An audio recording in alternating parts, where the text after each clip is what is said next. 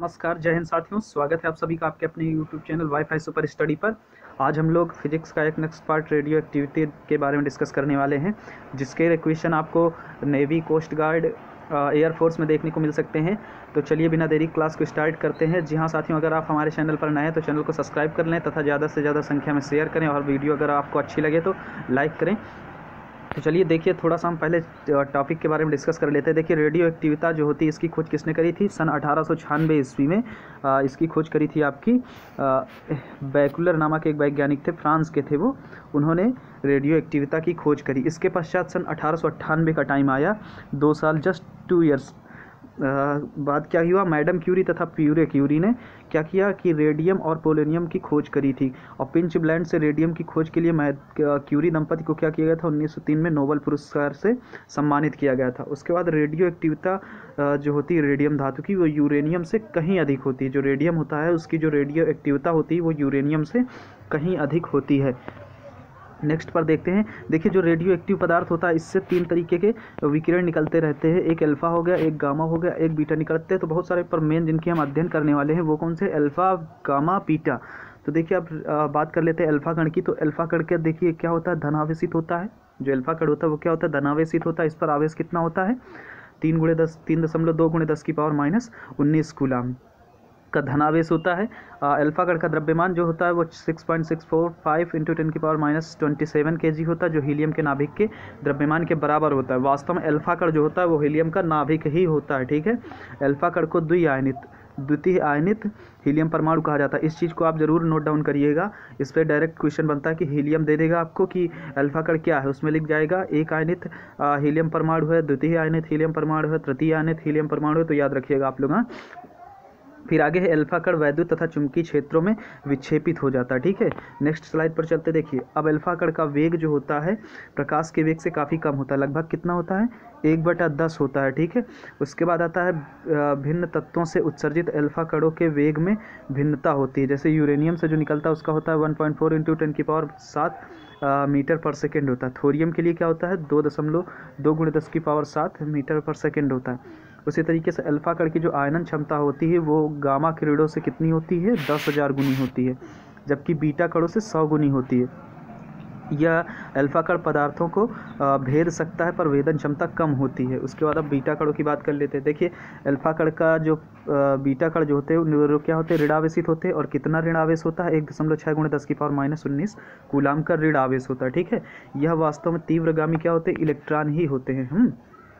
जो अल्फा कण है वो क्या है? आपका हीलियम का नाभिक है, और उसका जो आवेश होता है 3.2 × 10⁻19 होता है, धनावेश होता है। जबकि बीटा कण आपका क्या है? बीटा कण आपका ऋणावेशित होता है, और कितना आवेश होता है? 1.6 × 10⁻19। ये तीव्रगामी क्या होते हैं? इलेक्ट्रॉन होते हैं, जो परमाणु के कक्षीय इलेक्ट्रॉन नहीं होते। और एक चीज़ याद रखिए कि ये कक्षीय इलेक्ट्रॉन नहीं होते, ये क्या होते हैं? नाभिक से उत्सर्जित होते हैं। अल्फा कणों की नंबर ऑफ अल्फा कण बताएं तो ए इनिशियल माइनस ए फाइनल बटे 4 होता है। ए इनिशियल क्या होता है आपका? ए इनिशियल का मतलब होता है प्रारंभिक जो आपका परमाणु भार होता है। ए फाइनल होता है अंतिम जो परमाणु भार होता है। उसी तरीके से नंबर ऑफ बीटा कण की बात करो तो ZF minus ZI minus number of alpha कण × 2 होता है, ठीक है। तो इसको देख लीजिएगा। आगे की बात करी तो बीटा कण वैद्युत तथा चुंबकीय क्षेत्रों से विक्षेपित हो जाते हैं, ठीक है। उसके बाद बात करते हैं, जो बीटा कणों का वेग होता है प्रकाश के वेग से 1% से लेके 99% तक होता है। ये डायरेक्टली क्वेश्चन पूछा जाता है कि बीटा कणों का जो वेग होता है वो प्रकाश के वेग का कितना % होता है? तो याद रखिएगा 1 से 99 तक होता है, क्योंकि बीटा कणों का वेग की कोटि का जो बीटा कण होता है ये प्रकाश की वेग की कोटि का होता है। अतः इनका वेग बढ़ाने पर द्रव्यमान क्या होता है? बढ़ जाता है। यदि विराम द्रव्यमान m0 वेग v है तो m क्या हो जाएगा? m बराबर m0/√1 - v² हो जाए। उसके बाद बीटा कण की आयनीकरण क्षमता जो होती है अल्फा कण का 1/10वां भाग होती है। बीटा कण का वेदन क्षमता जो होती है अल्फा कण से 100 गुनी होती है, ओके। उसके बाद आता है बीटा कण फोटोग्राफिक प्लेट पर अल्फा कण की अपेक्षा अधिक प्रभाव डालती है।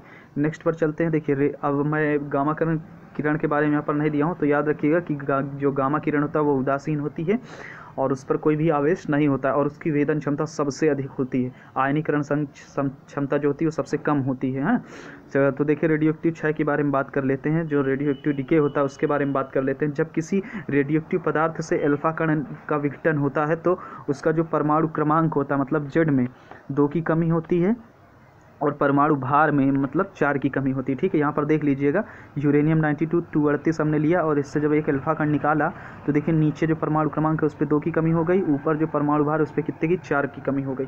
तो याद रखिए ये डायरेक्ट क्वेश्चन आते हैं इससे रिलेटेड। ठीक है, जब किसी रेडियो एक्टिव पदार्थ से बीटा कण का विघटन होता है तो परमाणु क्रमांक में 1 की वृद्धि तथा परमाणु भार में कोई भी इफेक्ट नहीं होता। देखिए यहाँ पर जब बीटा कण निकाला गया तो 90 था, यहाँ पे 91 बन गया, 234 था, यहाँ पे 234 रहा, एक एंटी न्यूट्रिनो कण निकल के आया। नेक्स्ट पर चलते हैं। देखिए रेडियो एक्टिव क्षय के संबंध में रदरफोर्ड सोडी के नियम से n बराबर n नॉट e की पावर माइनस लेमडा टी होता है। ठीक है, जहाँ n नॉट क्या होता है, n नॉट हुआ n प्रारंभ में t बराबर 0 क्षण पर तथा t समय पश्चात रेडियो एक्टिव पदार्थ की परमाणुओं की संख्या है। उसी तरीके से पदार्थ की सक्रियता r बराबर r नॉट e की पावर माइनस लेमडा टी बटे लेमडा टी होता है। ठीक है, अर्ध आयु तथा क्षय नियतांक में जो संबंध होता है वो देख लेते हैं। अर्ध आयु जो होता है t होता है, क्षय नियतांक लेमडा होता है log e की पावर 2, इसी की log e की पावर 2 की वैल्यू क्या होती है 0.6931 बटे लेमडा। ठीक है, यहाँ पर याद रखिए। चलिए नेक्स्ट पर चलते हैं। देखिए अगला है रेडियो एक्टिव पदार्थ की माध्य अथवा औसत आयु। टाउ बराबर क्या होता है 1 लेमडा या फिर टाउ बराबर 1.443 टी। याद रखिए ये सारे सूत्र आपको याद करने होंगे। उसके बाद आता है प्रोटॉन की संख्या जेड होती है, न्यूट्रॉनों की संख्या होती है a-z या z-a, कुछ भी लगा सकते हैं। यहाँ पर रेडियो सक्रियता की बात करी जाए तो इसको देख लीजिएगा।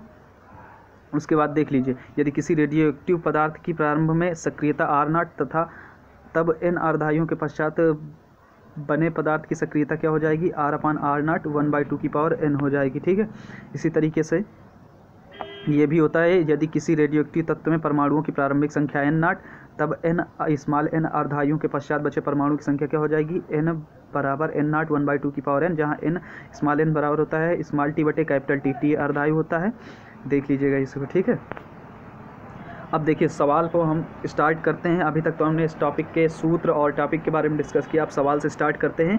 लिखा है यदि एक रेडियो पदार्थ की अर्धायु 2.3 डेज है, इसका क्षय नियतांक क्या होगा। तो अभी मैंने बताया कि क्षय नियतांक जो होता है वो कितना होता है टी बराबर मैंने अभी सूत्र आप लोगों को बताया। देखिए यहाँ पर मैंने सॉल्व कराया। देखिए लेमडा बराबर क्या हो जाएगा 0.6931 बटे 2.3, क्योंकि लेमडा बराबर सूत्र क्या होता है ये होता है। ठीक है, तो देखिए 23×3 हमें ज़्यादा टाइम ले ही नहीं जाना। आपका राइट आंसर क्या हो जाएगा 0.3 राइट आंसर हो जाएगा। 3 बार गया ना। नेक्स्ट पर चलते हैं। देखिए अगला है B210 की अर्धायु 5 दिन है। नमूने के 7/8वें भाग के क्षय होने में लगा समय आपको बताना। 7/8वें भाग के क्षय होने में लगा समय। तो देखिए इसको कैसे सॉल्व करेंगे। तो देखिए शेष भाग कितना 7/8 क्षय हो गया, शेष भाग कितना बचेगा 1/8 बचेगा ना। कितना बचेगा 1/8 बचेगा। तो अब देखिए उसके आगे बात करते हैं। तो आपका n की वैल्यू क्या हो जाएगी 1/8 n0 हो जाएगी। n0 से n0 कैंसिल आउट कर देंगे।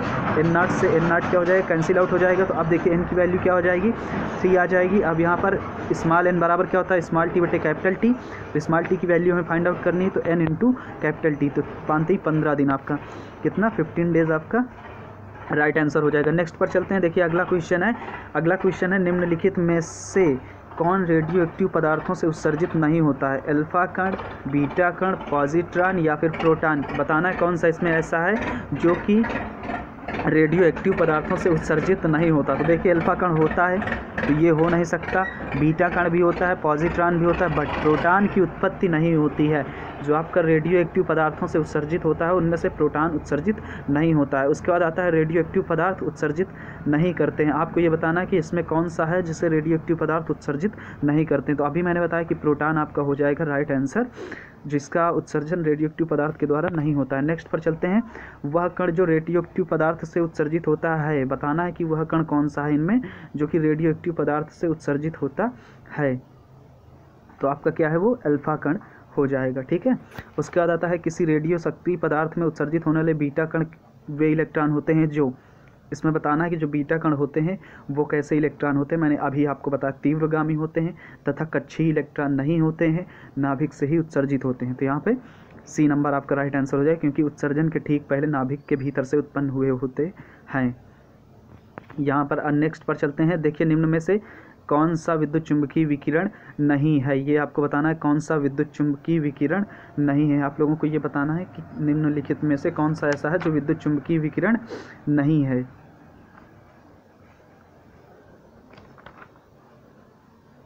तो देखिए, जो आपका अल्फा कण होता है वो विद्युत चुम्बकीय विकिरण नहीं होता है। नेक्स्ट पर चलते हैं। निम्नलिखित में से कौन सा विद्युत चुम्बकीय विकिरण है, तो एक्स किरण आपका विद्युत जो होता है वो क्या होता है, विद्युत चुम्बकीय विकिरण होता है। नेक्स्ट पर चलते हैं।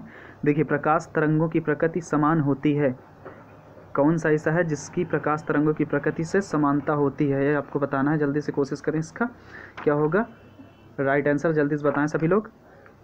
तो जो गामा किरणें होती हैं वो प्रकाश तरंगों की प्रकृति के समान होती है। एक वैद्युत क्षेत्र विक्षेपित कर सकता है, बताना है आपको, न्यूट्रॉनों को, गामा किरणों को, एक्स किरणों को या फिर अल्फा कणों को।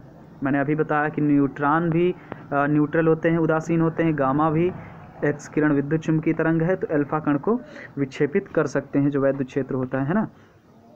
अब देखिए, सवाल चालू हुए यहाँ से, न्यूमेरिकल्स हैं कुछ अच्छे खासे। देखिए, रेडियम की अर्धायु कितनी दी हुई है, 1600 वर्ष। जब वह समय जब 100 ग्राम रेडियम से 25 ग्राम रेडियम अवघटित रह जाता है, ये आपको बताना है, ठीक है।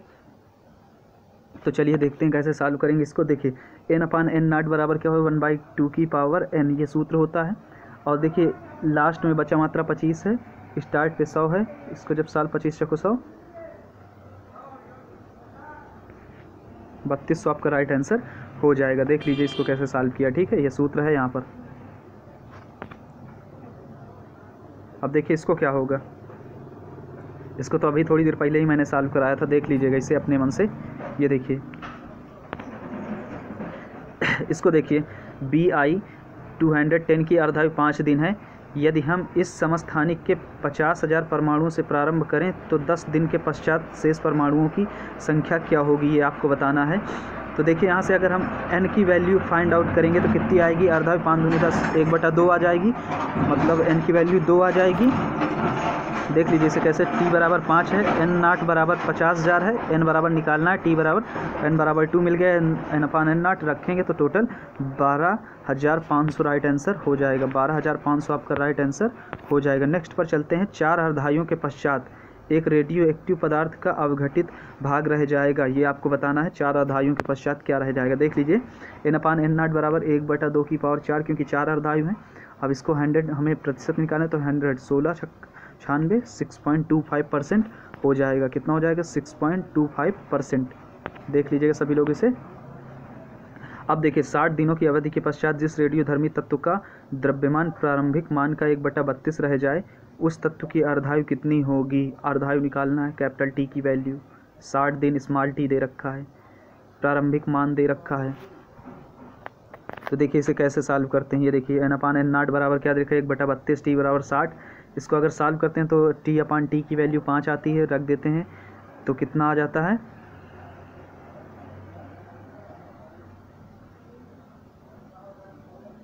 5t, t की वैल्यू कितनी, हाँ 60। ये देखिए, अब इसका हमें निकालना क्या है, इसको निकालना है, तो ये किस में चला जाएगा, ये ऊपर चला जाएगा, इसको नीचे ले आए तो 12 आपका राइट आंसर। अब देखिए, ये सोल्यूशन आप निकालेंगे, ये आप पूरी तरीके से सॉल्व करके निकालेंगे। मैं यहाँ पे आंसर लिख दे रहा हूँ क्योंकि मैंने यहाँ पे सॉल्व कर लिया, थोड़ा सा डायरेक्ट किया टाइम बचाने के लिए, क्योंकि आप सोल्यूशन कर लीजिएगा आप सभी लोग। नेक्स्ट क्वेश्चन इसी तरीके से है, इसको आप लोग सॉल्व करेंगे पूरा, इसका आंसर आप लोग कमेंट बॉक्स में कमेंट करेंगे। फिर उसके बाद देखिए अगला है, एक रेडियो एक्टिव पदार्थ की विघटन दर 6 घंटे में 800 विघटन प्रति मिनट से गिरकर 100 विघटन प्रति मिनट हो जाती है। नाभिक की अर्धायु, इसमें भी आपका अर्धायु फाइंड आउट करना है। तो देखिए इसे कैसे सॉल्व करेंगे, n/n0 बराबर 1/2 की पावर n, ये सूत्र होता है। n की वैल्यू क्या है, 100 है, n0 की वैल्यू 8 है, 800 है, और 1/2 की पावर n, कट जाएंगे दोनों जीरो, 1/2, n बराबर 3 आ जाएगा, n बराबर t/t। इसको सॉल्व करेंगे तो 2 घंटा आपका राइट आंसर निकल आएगा। नेक्स्ट पर चलते हैं। अगला है, एक रेडियो एक्टिव तत्व के अर्धायु 10 वर्ष है तथा प्रारंभिक मात्रा 1 ग्राम है। 20 वर्षों पश्चात इसकी शेष मात्रा क्या होगी, ये आपको बताना है। कोशिश करें सभी लोग, इसका क्या आंसर आएगा। तो देखिए इसे कैसे सॉल्व करते हैं। देखिए n बराबर इसकी n नाट की वैल्यू 1 है, 1/2 4, और उसके बाद जब इसको हम डिवाइड करेंगे तो कितना आएगा 0.25 ग्राम। कितना आएगा 0.25 ग्राम। ए नंबर आपका राइट आंसर हो जाएगा। देखिए सॉल्व आपको करना है, सॉल्व आप जरूर कर लीजिएगा क्योंकि अच्छे खासे लेवल के सवाल हैं, पूछे जा चुके हैं एग्जाम में। ठीक है, नेक्स्ट पर है देखिए अगला बताना है कि अल्फा कणों, बीटा कणों तथा गामा किरणों में प्रत्येक की ऊर्जा 0.5 मेगा इलेक्ट्रॉन वोल्ट है। वेदन क्षमता के बढ़ते क्रम में इनको लिखना। अभी मैंने आपको बताया कि सबसे कम वेदन क्षमता किसकी होती है, अल्फा की, फिर किसकी, बीटा की, फिर आगे किसकी हो जाएगी, गामा की सबसे अधिक। ए नंबर आपका राइट आंसर हो जाएगा। 20 सेंटीमीटर मोटाई वाले इस्पात में से कौन सा पार हो सकता है, अल्फा कण नहीं हो सकता, बीटा कण नहीं हो सकता, गामा किरण के सबसे अधिक तो ये पार ही हो जाएगा।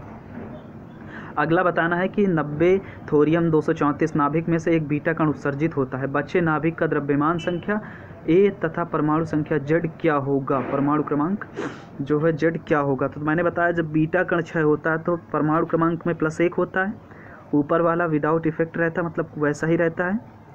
तो देख लीजिए ए नंबर आपका राइट आंसर हो जाएगा क्योंकि जब इसमें एक जुड़ेगा तो 91, 234 उसी तरीके से, तो ये आपका राइट आंसर हो जाएगा। नेक्स्ट पर चलते हैं। अगला है रेडियम 88 से एक अल्फा कण उत्सर्जित होता है। बचे नाभिक का परमाणु क्रमांक जेड तथा द्रव्यमान संख्या ए आपको बतानी है। तो जब अल्फा कण उत्सर्जित होता है तो नीचे 2 की ऊपर 4 की कमी हो जाती है। नीचे 2 की कमी तो 86, तो देखिए 84 है ये कट जाएगा, 82 है ये कट जाएगा, 2 बच, ऊपर 4 की कमी 222 आना चाहिए, ये एक और कट जाएगा, ये आपका राइट आंसर हो जाएगा। नेक्स्ट पर चलते हैं। देखिए निम्न रेडियोधर्मी क्षय में उत्सर्जित अल्फा व बीटा कणों की संख्या आपको बतानी है। तो देखिए मैंने सूत्र लिखा दिया कि नंबर ऑफ अल्फा कण होता है ए इनिशियल माइनस ए फाइनल बटे 4।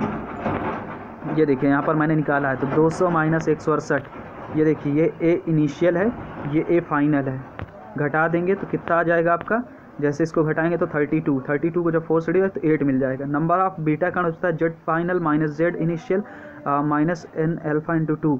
जब इसको सॉल्व करेंगे तो 6 आ जाएगा, तो 8 और 6 हमारा राइट आंसर हो जाएगा। 8 और 6 डी नंबर हमारा राइट आंसर हो जाएगा। नेक्स्ट पर चलते हैं।